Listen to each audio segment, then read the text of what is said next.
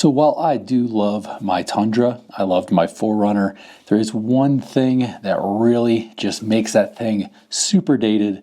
And also with this new truck, it does kind of prevent me from using a lot of the features and a lot of the products that I have on there. The biggest issue I found with the 4Runner, with the Tundra, is going to be that head unit. The head unit that comes with it is like 7 inches, first of all. It doesn't have a lot of functionality, and I can't use Apple CarPlay on there, which is really annoying for going on, long distance little adventures. And also, now that I have the Garmin Power Switch, it's really annoying to have to go on my phone every time I want to turn on all of my auxiliary lights. So being able to put CarPlay on here, I can just reach over and touch all the buttons in this system. So this is the Dasaita. You've seen the Android 12s they have. This one is going to be the 13, so this is brand new. All right, so let's go ahead and unbox this and take a look at what's inside. All right, so we have the instructions on how to install this. It does look like a lot of steps here, but I've been assured from other people who have put this together in the Tundra community, this is actually not too bad. Everything should plug within a matching component, so it shouldn't be very confusing. So this is going to be the user manual. This is where you're going to be able to customize everything. This is very customizable, so we'll go ahead and take a look through that. You're going to have your warranty instructions there as well. Right off the bat, this is going to be all of your plugs. And inside of here is going to be the unit itself. I know one of these wires is for the pre-2020. Mine is that, so I'll have to look through here and see which one is the one that I need. But there are 2 of these, so one of these will be going on my truck. Just note that there is a canvas system, so you'll have to make sure it's on the right one. So let's say I have to use this one and the canvas is on here.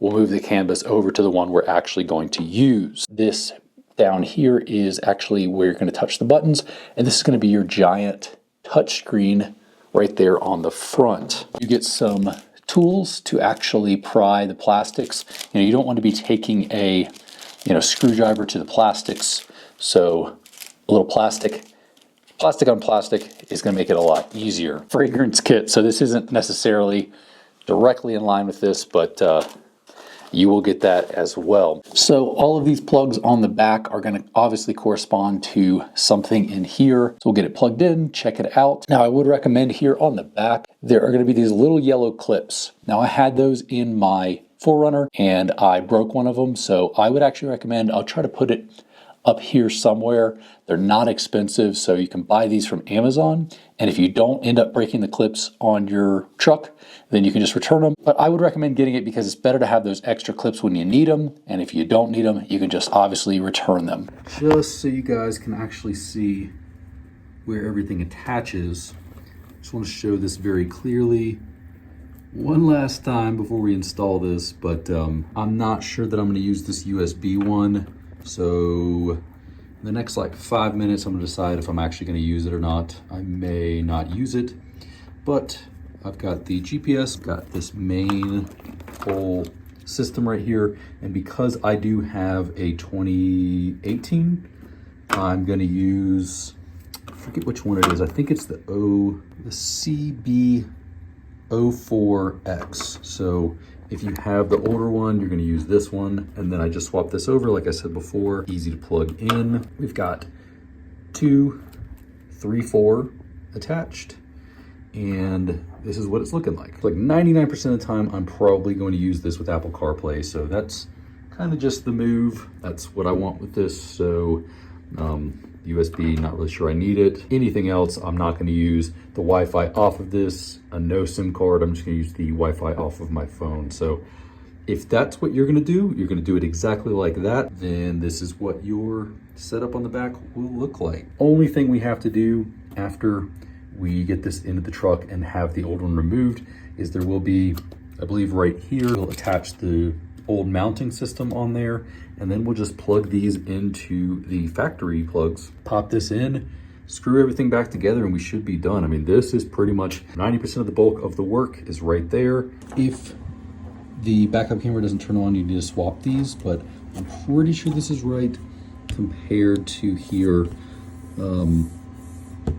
But if not, we'll swap it out. This for the GPS, this little guy here, plugged in the blue there, the brown to that one, this black one here, and then we plugged in this whole little nest here. We also moved over this canvas from the other one. I'm not going to use the mic, the little mic. I'm not going to use the SIM card because I will not be putting a SIM on this, and I don't think I'm going to use the 4G. I've already grabbed a tin because we're going to be using that, so go ahead and get that out.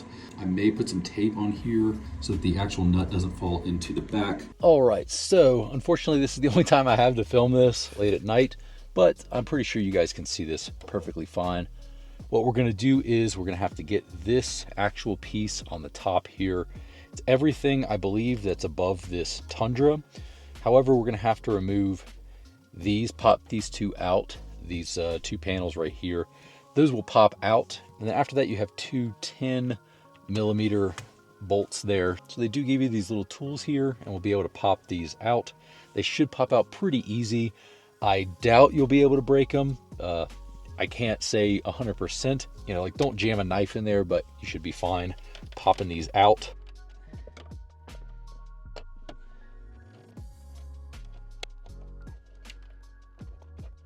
You just got to make sure that you get these clips on the top. So realistically, the worst part of it was trying to get these up on the top. We can go ahead and unplug these. I'm going to take a photo just so I remember how to do this. Now this should pop open. Yeah, that one opened pretty easy. And then all you got to do is unplug that.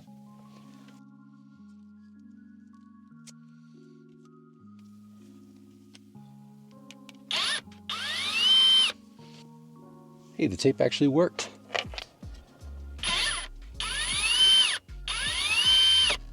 I'm gonna have to get another tool because this isn't quite long enough to get back in there. You can see that there. I grabbed this. Hopefully this will be able to reach it.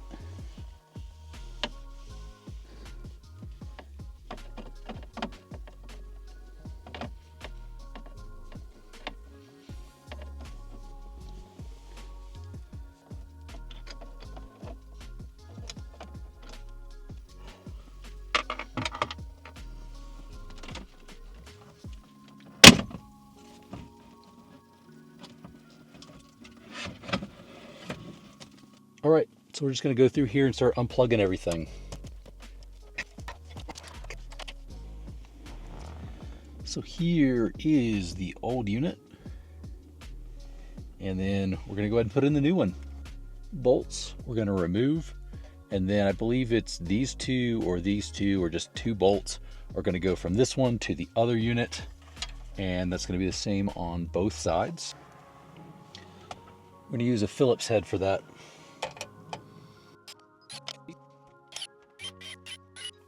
Just like that at an angle, right here and right here.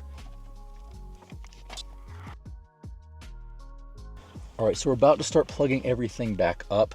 Although I do want to point out something I just noticed. I'll probably put a little disclaimer when it actually pops up, but these actually stayed in, these clips. In my old 4Runner, these clips popped out and busted. And I went ahead and put these on there just in case.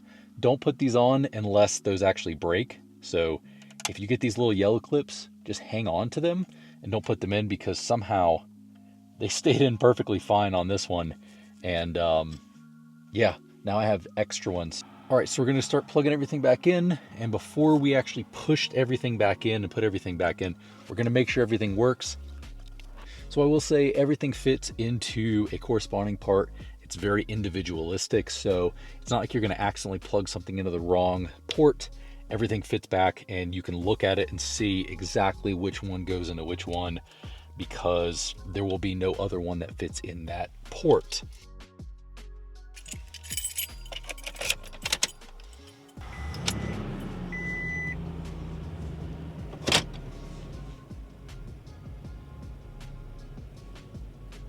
Seems to be working.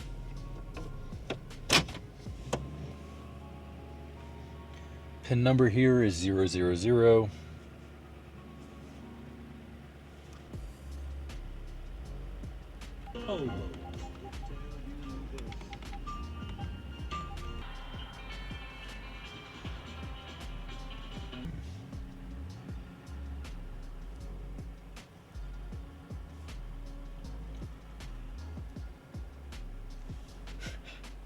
It actually works. I'm actually kind of surprised. This is so cool. So I am getting an error code from the AC, which causes the like airbag code. Once we plug that in, it should go away. But if you look over there, that's what you're probably seeing. So let's get this thing plugged back in, tightened back up, and it seems like everything is working as it should be.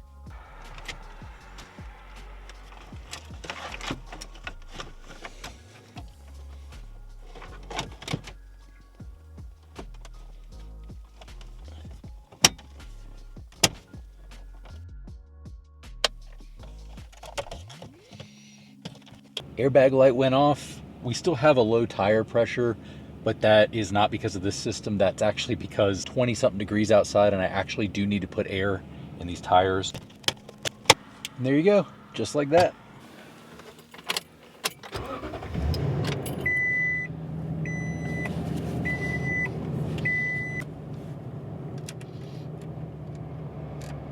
All right, so I've had this for a little bit now and I've been messing with it. You can see I've got the map here. This is going to be not playing because there's nothing playing. It's really cool because this will actually show you if you're playing like a YouTube video, it'll show what it is there. If you're playing, you know, something on Spotify, let's go to Spotify on here. Let's turn the volume down here and we'll just play something, whatever pops up here. So we've got it playing on this screen, but if we go to this screen, which is probably where I'm going to leave it most of the time, it's going to have it right on this side while you've got your maps right here. Now, a really cool thing, and I kind of talked about it yesterday, was this power switch. Now, I wasn't quite sure that it was going to work. On the power switch, I can just turn this on and it is instantly... Can you actually see that on the camera? Not really. But you can see that it's like pretty much instant on there that it switches over. It's actually faster than it is on my phone. But yeah, everything works really fast. I don't have to click into my phone and then wait for it to, you know, be ready. It's just right there, ready for me to use it. Now, if you do want to customize this screen on Apple CarPlay, you go into your actual phone. And when you do that, you can go to the CarPlay function. Once you do that, you can kind of rearrange it. Now, there are some things that you're not going to be able to use with CarPlay. That's going to be YouTube, you know, some other ones. This is what I have that's going to work on there: podcasts, WhatsApp, messages. If you have a jailbroken iPhone, you might be able to get YouTube on here. Now, that would be really cool if I could get, you know, YouTube and like gaming and stuff like that on here. That's an Apple CarPlay thing, not theirs. That's built in the system so that you're not watching YouTube videos while you're driving. So if anybody does know of an app I can use to put YouTube on here, it'd be really nice while I'm eating lunch or something like that while I'm out to be able to watch a video on here. So if you do know, please comment below. Let's go ahead and leave Apple CarPlay.